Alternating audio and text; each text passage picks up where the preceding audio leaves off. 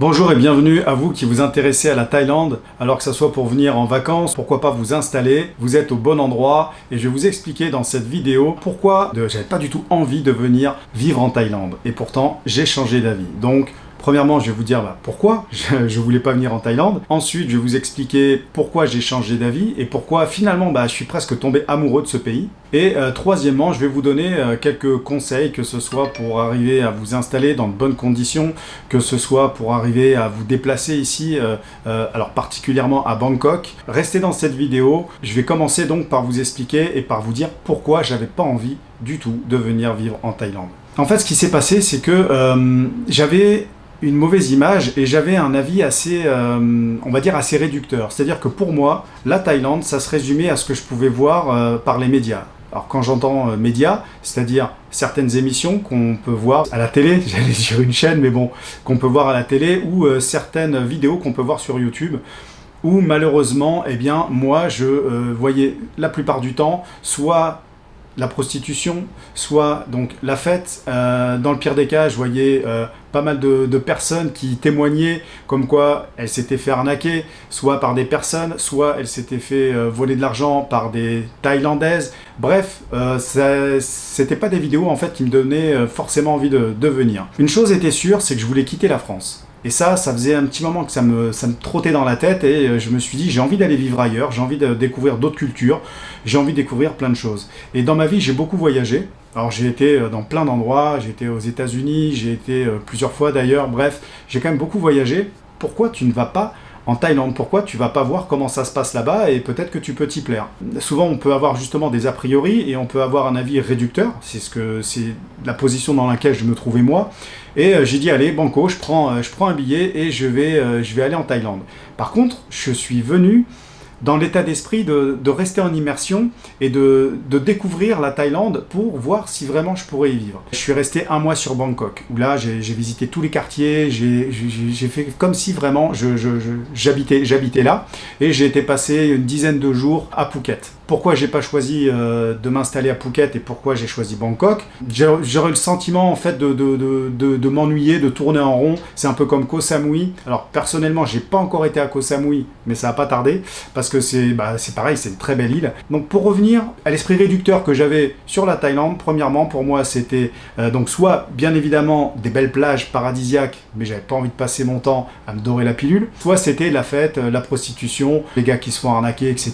Donc waouh. Enfin, j'avais vraiment pas envie de me plonger là-dedans et de découvrir ça plus profondément, on va dire. Je me suis dit, Bangkok, c'est une ville qui peut me plaire. Pourquoi elle peut me plaire? Pour moi, Bangkok, c'était la pollution, c'était le bruit, c'était la chaleur. Pendant la période d'avril à juin, on va dire, c'est vrai qu'il commence à faire très chaud et que, oui, quand on sort du BTS où on a la clim ou quand on sort de son appart et qu'on va dehors, waouh, on a un choc thermique.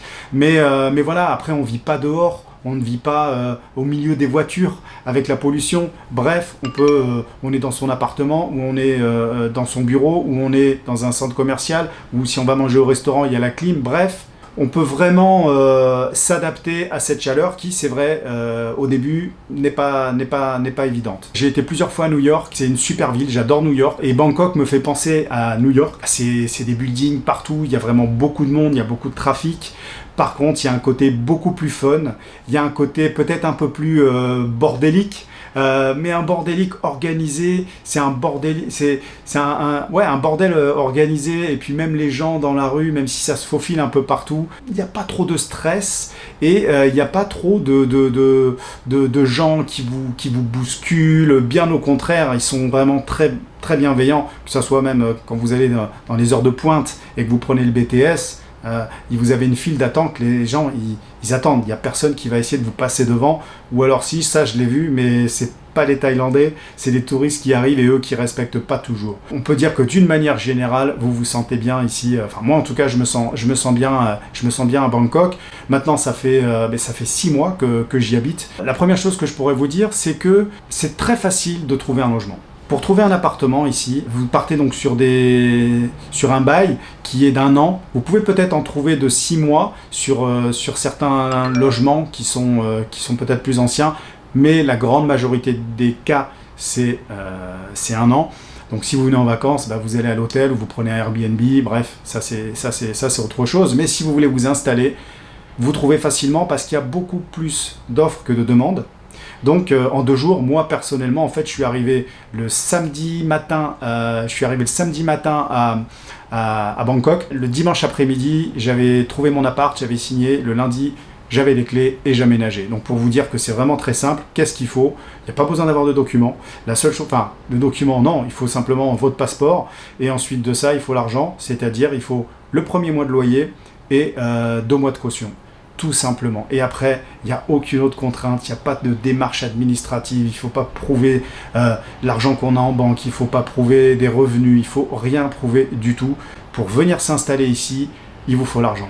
Alors, ça va très vite d'un côté, je peux vous dire que ça va très vite de l'autre. C'est-à-dire que si jamais vous êtes dans votre appartement et que vous ne payez pas votre loyer, 1 mois, 2 mois, vous êtes dehors. Et si vous ne voulez pas aller dehors, vous avez la police qui vient vous mettre dehors. Donc voilà, c'est un côté qui est vraiment différent de ce qu'on peut trouver en France, où c'est vraiment très compliqué d'arriver à trouver un loyer. Moi, j'ai pas mal de connaissances maintenant qui sont en France et qui galèrent. Vous savez, des fois, vous avez un couple qui se sépare et puis eh bien, une personne garde la maison en attendant, l'autre veut trouver un logement et c'est pas toujours évident, même s'il y a de l'argent suffisamment pour payer le loyer. Bref.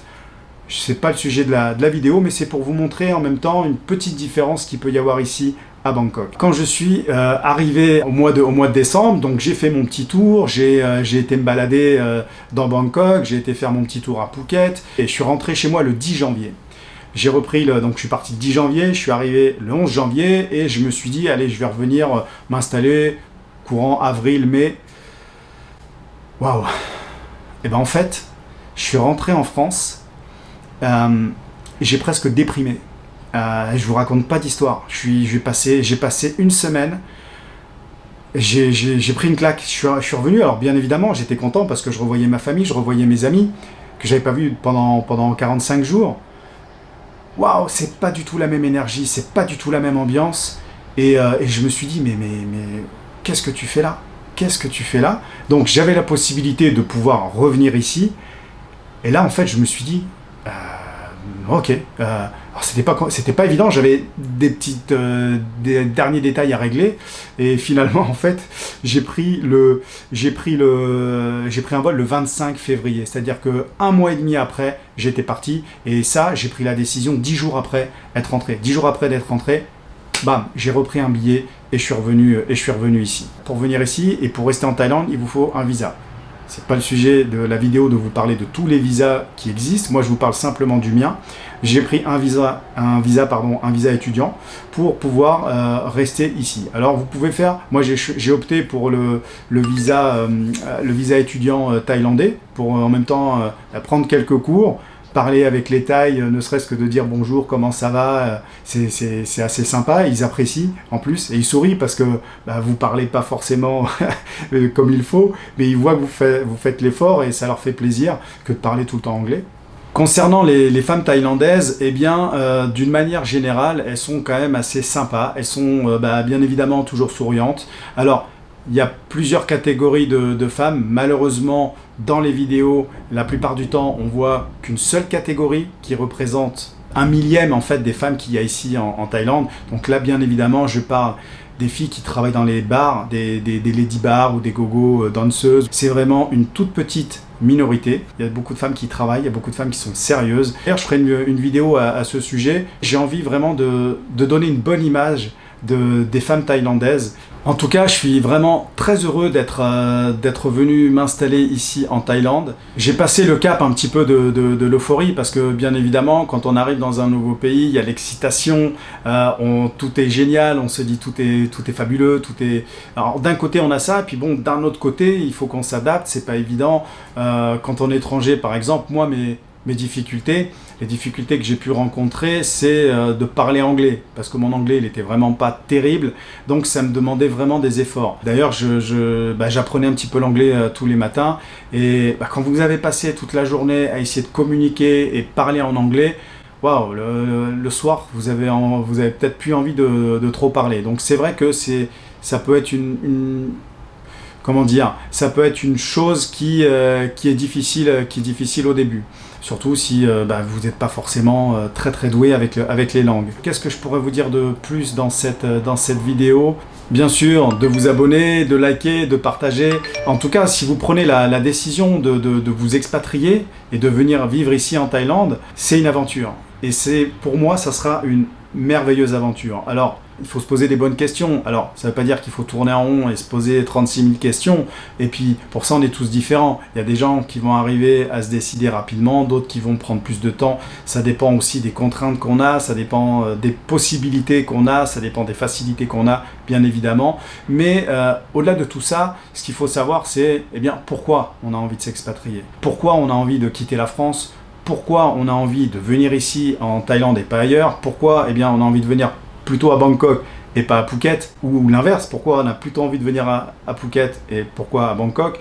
Et ça, c'est chacun en fait qui doit prendre le temps en fait de se poser, c'est-à-dire que peut-être à un moment donné, conseil que je pourrais vous donner, c'est de vous poser tranquillement chez vous ou à la terrasse d'un café, vous prenez un café, vous prenez un thé, vous buvez ce que vous voulez et pourquoi pas peut-être un petit peu tous les jours, vous passez 15 minutes, 20 minutes et vous dites vraiment pourquoi j'ai envie de m'expatrier, pourquoi j'en ai marre de la France, pourquoi j'ai envie de venir ici en Thaïlande. Et puis petit à petit, vous allez voir que même si vous n'avez pas les réponses, parce que des fois vous n'avez pas les réponses, elles vont venir parce que vous allez peut-être comme là, vous êtes tombé sur cette vidéo, et puis ça peut vous donner des idées, vous allez tomber sur d'autres vidéos, vous allez rencontrer d'autres personnes, et puis vous allez ouvrir votre esprit justement à vous rapprocher de ce que vous avez envie de faire. Je faisais donc cette vidéo pour qu'on fasse un petit peu plus connaissance, que vous me connaissiez un petit peu plus, que vous pouvez interagir, justement, je compte sur vous pour me poser des questions,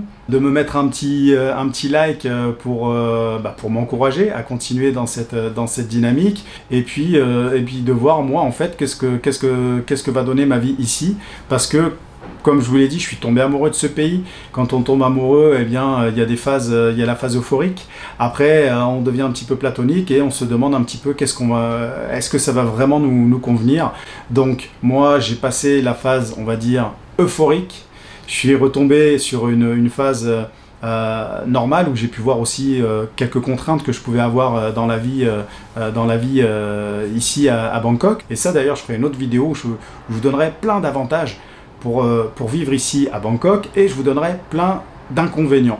En tout cas, je vous remercie d'avoir regardé la vidéo. Si vous êtes encore ici, c'est que quelque part, je vous ai apporté quelque chose et que vous avez trouvé intéressant ce que j'ai pu vous dire. Et donc, je vous dis à très bientôt dans une prochaine vidéo. Ciao, ciao!